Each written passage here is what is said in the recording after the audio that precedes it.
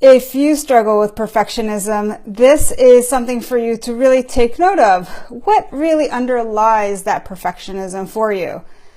Hi, I'm Dr. Sharon Grossman. I'm a psychologist, coach, and speaker, and I work with a lot of lawyers and physicians. And as you might imagine, they often have very high internal standards. And sometimes those standards can be unrelenting, and partly it's because they can be perfectionists. They really drive themselves to do a lot quickly, and do it really well. All this can lead to a lot of pressure, which can then result in irritability if those things don't get done in the way that they want them to.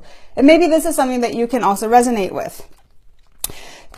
We also sometimes call these people really like type A personalities because they have such high drives to get things done.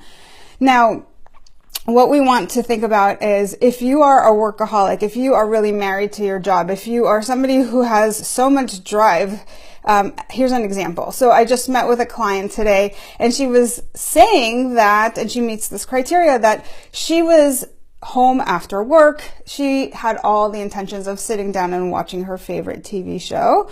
And as she was sitting down to watch it, she felt like, oh, I should get up and do some other stuff that I have on my to-do list.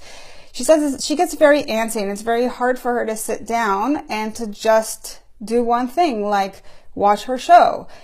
At the same time, she has this value of really being immersed in whatever it is that she's doing. She likes the idea of engaging in a task fully, not have to be multitasking and have her attention be frazzled.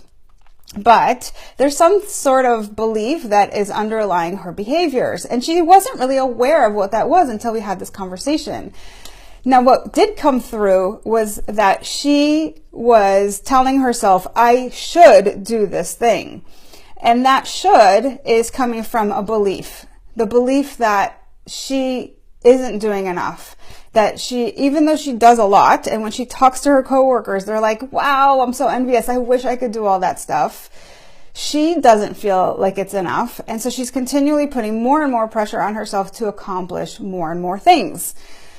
And as you might imagine, we all have these never-ending to-do lists. So it's not like you ever get to a point where you're like, oh, that's awesome. I finished everything and now I can relax, because there's always something else you could be doing.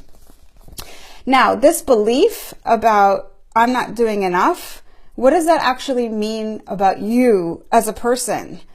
As it turns out, it often relates to the belief that I am not enough. So this really speaks about how you see yourself, and therefore that belief drives your behaviors of doing so much. Now, one of the things that you need to think about in that case is how this is serving you.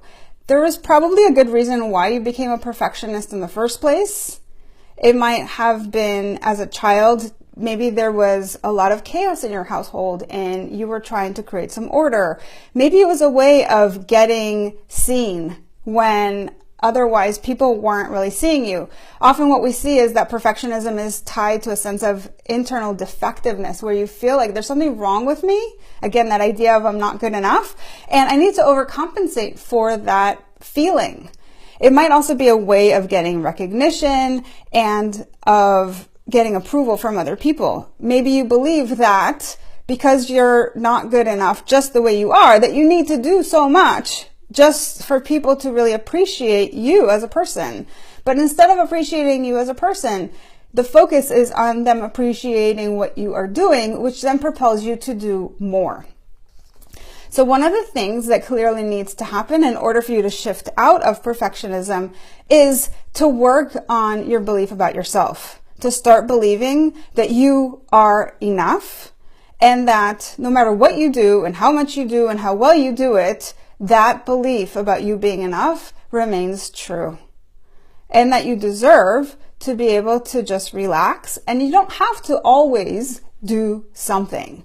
As a matter of fact, you can just be, and you can take some of your energy and focus it on the things that really matter, like your relationships and connecting to other people.